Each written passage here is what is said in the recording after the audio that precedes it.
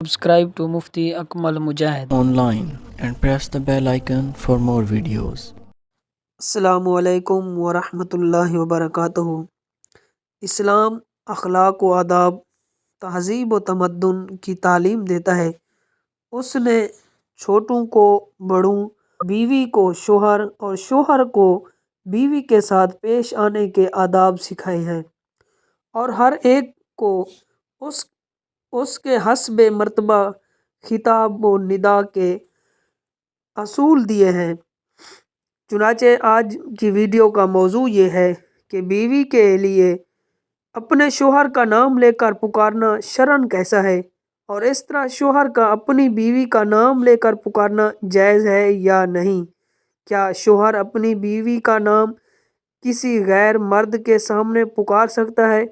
ناظرین، اللہ پاک نے ہمارے نبی رؤوف الرحیم صلی اللہ علیہ وآلہ وسلم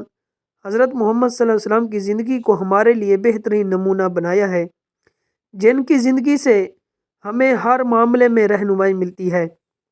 اسلام نے عورتوں کے کچھ حقوق و فرائض متعین کیے ہیں، جن کی وجہ سے عورتوں کو معاشرے میں تحفظ اور مقام ملا ہے۔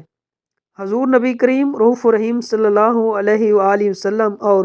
حضرت ام عائشہ صدیقہ کے رشتہ ازواج کے بارے میں بات کرتے ہیں کہ حضور نبی کریم رؤوف الرحیم صلی اللہ علیہ وآلہ وسلم حضرت ام عائشہ صدیقہ کو کس نام سے انہیں بلاتے تھے، کس نام سے پکارتے تھے، جس سے معلوم ہوتا ہے کہ اپنی شریک حیات اپنی بیوی کو کس نام سے پکارا جائے، یعنی اس کے نام کے علاوہ کسی اور نام سے پکارنا جائز ہے یا نہیں، اور اگر جائز ہے تو حضور نبی کریم رؤوف الرحیم صلی اللہ علیہ وآلہ وسلم حضرت ام عائشہ صدیقہ کو کس نام سے پکارتے تھے۔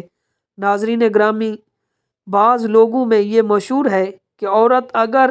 شوہر کا نام لے لے تو اس کا نکاح ٹوٹ جاتا ہے۔ یہ بالکل غلط بات ہے، بلکہ یہ بات لوگوں نے اس لیے گھڑ رکھی ہے کہ بیوی اس بات سے ڈر کر ہی شوہر کا نام مت لے۔ بخاری شریف کی حدیث پاک ہے کہ حضور نبی کریم رؤوف الرحیم صلی اللہ علیہ وآلہ وسلم نے حضرت سلیمان اور حضرت ابو دردہ کو آپس میں بھائی بھائی بنایا، ان کے درمیان بھائی چارہ قائم کیا۔ تو حضرت سلیمان اپنے بھائی حضرت ابو دردہ کے گھر گئے۔ جب ان کے گھر گئے تو حضرت ابو دردہ اپنے گھر میں موجود نہ تھے، تو حضرت سلیمان فرماتے ہیں کہ میں جب حضرت ابو دردہ کے گھر گیا تو ان کی بیوی آئی، تو میں نے دیکھا کہ ان کی بیوی کام کاج والے کپڑے پہنے ہوئے تھی، بہت بڑے گندے کپڑے تھے۔ تو میں نے حضرت ابو دردہ کی بیوی سے کہا کہ یہ آپ نے کیا حال بنا رکھا ہے؟ تو وہ کہنے لگی کہ آپ کے بھائی ابو دردہ کو دنیا کی حاجت اور ضرورت ہی نہیں ہے، نہ ہی میں۔ تو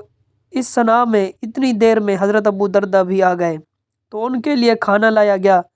اور حضرت سلیمان کہنے لگے کہ بھائی کھانا کھاؤ، اور حضرت ابو دردہ کہتے ہیں کہ میں روزے سے ہوں۔ حضرت سلیمان کہنے لگے کہ تم کھاؤ گے تو میں بھی کھاؤں گا، اور وہ بیان کرتے ہیں کہ ابو دردہ نے کھانا کھایا، اور جب رات ہوئی تو ابو دردہ قیام کرنے کے لیے کھڑے ہو گئے، یعنی نماز کے لیے کھڑے ہو گئے۔ تو حضرت سلیمان فرماتے ہیں کہ میں نے ابو دردہ سے کہا کہ اب سو جاؤ، کہ اب سونے کا وقت ہے، اور تھوڑی دیر بعد پھر اٹھ جانا اور قیام کرنے کے لیے۔ رات کے آخری قیام میں پھر حضرت ابو دردہ کھڑے ہو گئے اور نماز پڑھنا شروع کی، اور بعد میں حضرت سلیمان کہنے لگے کہ بلا شبہ تیرے رب کا بھی تجھ پر حق ہے، اور تیری جان کا بھی تجھ پر حق ہے، اور تیری بیوی کا بھی تجھ پر حق ہے، تو ہر حق کو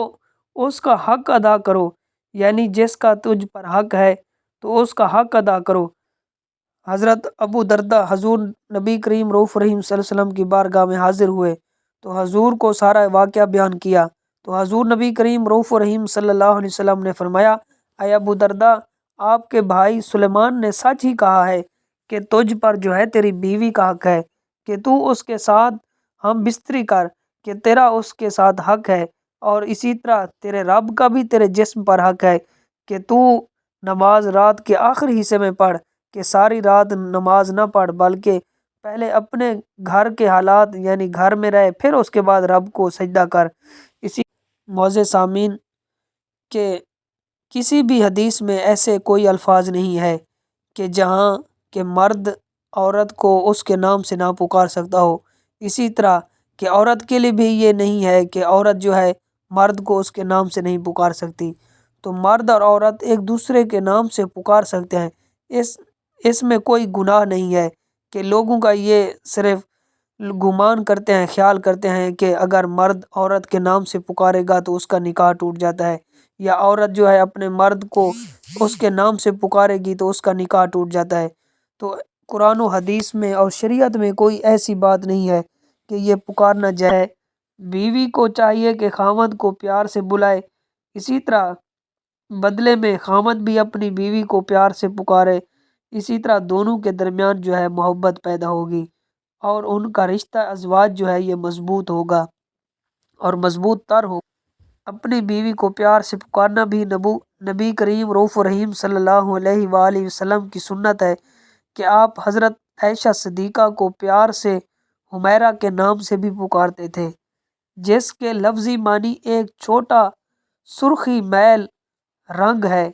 لیکن علماء کا کہنا ہے کہ اتنا گورا رنگ جو سورج کی شعاعوں کی وجہ سے سرخی میل ہو جائے، یعنی کہ اس کی وجہ سے حضور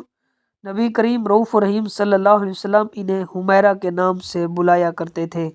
آخر میں دعا ہے کہ اللہ تعالیٰ میرا